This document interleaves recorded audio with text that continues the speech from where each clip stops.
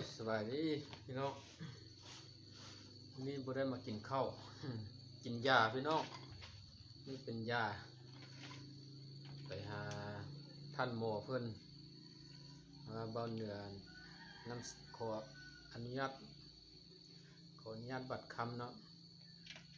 เบาเหนือน่ะน้ำเสื้อบ่แข็งแรงหั่นนะแล้วไปท่านหมอเพิ่นแนะนำให้ซอกอันนั้นไข่ไก่ดำมากินใส่น้ำเชื่อน้อยน้ำเชื่อบ่แข็งแรงความจริงอันเพิ่นแนะนำให้กินอันตัวสดๆดิบๆเลย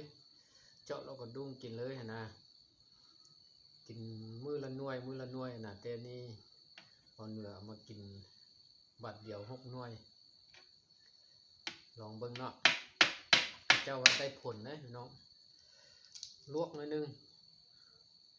เราเหนือลวกหน่อยนึงแล้วลวกให้มันสุกนิดนึง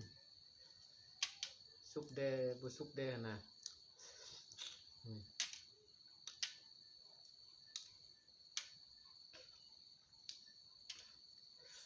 นี่นางมันยังดิบอยู่เนี่ยอ่อนอยู่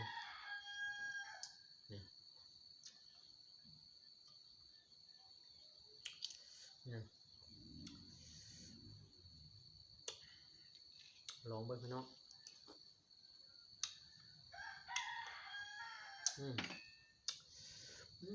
สุกไก่แล้วพี่น้อง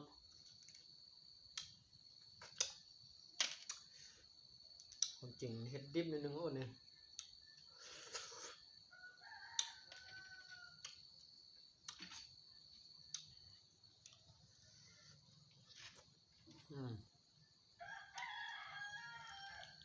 เนี่ย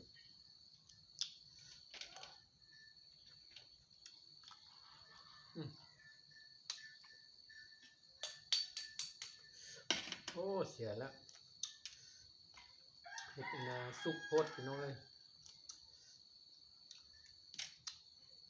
เพิ่นแนะนำให้กินดิบ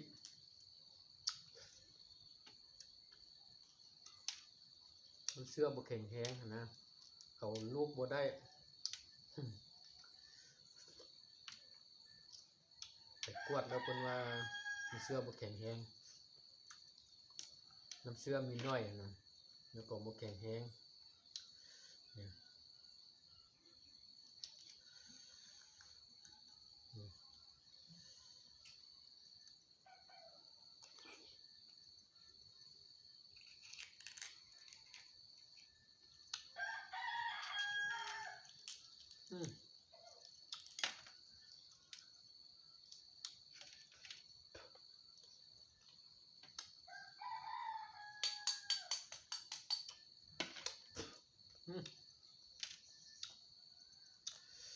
ใส่ค่อยซอกอันหน่วยดิบๆมาป้าไว้กินแต่เศร้าๆมื้อละหน่วยจะเพิ่นแนะนำหั่น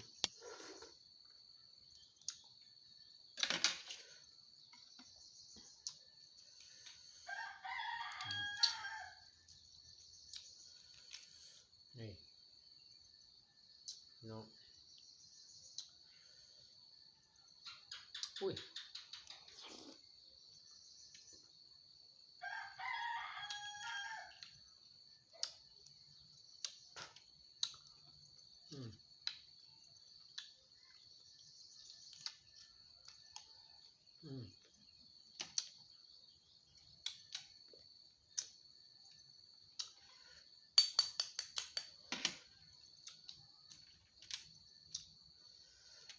มื้อละหน่วย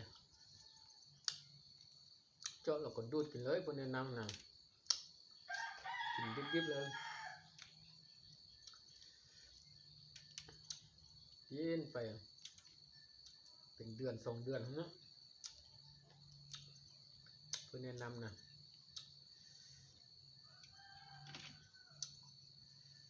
น้ำเชื่อบ่แข็งแรงน้ำเชื่อมีน้อย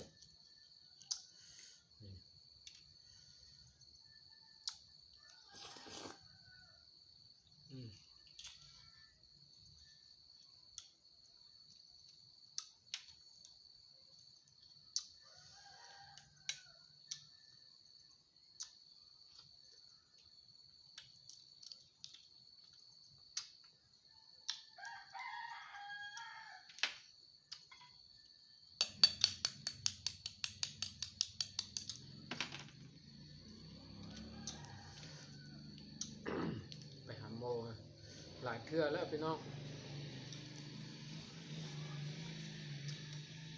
หาหมออยู่ในเมืองเนาะ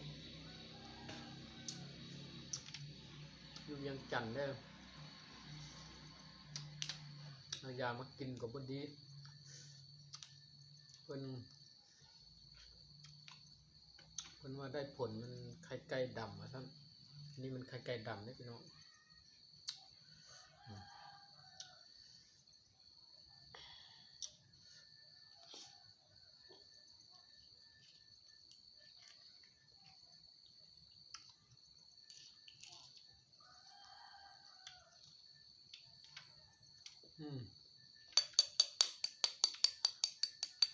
ไก่ดำลวก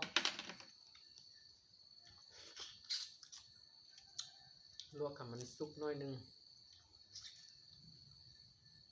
คนแนะนำให้กินดิบๆกินมื้อละหน่วย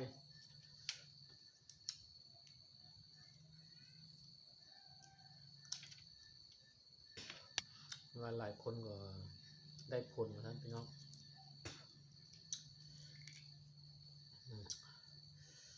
เป็นน้ำ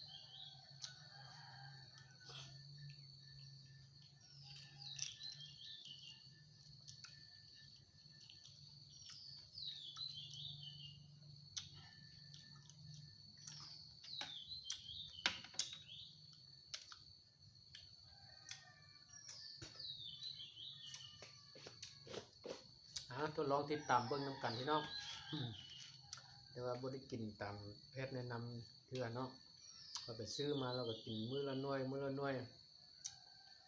ติดตามไปเบิ่งกินสดๆดิบๆเนาะเพิ่นว่านะเจาะแล้วก็ดูดกินมื้อหนึ่งหน่วยหนึ่งเท่านี้ก่อนขอบใจหลายพี่น้อง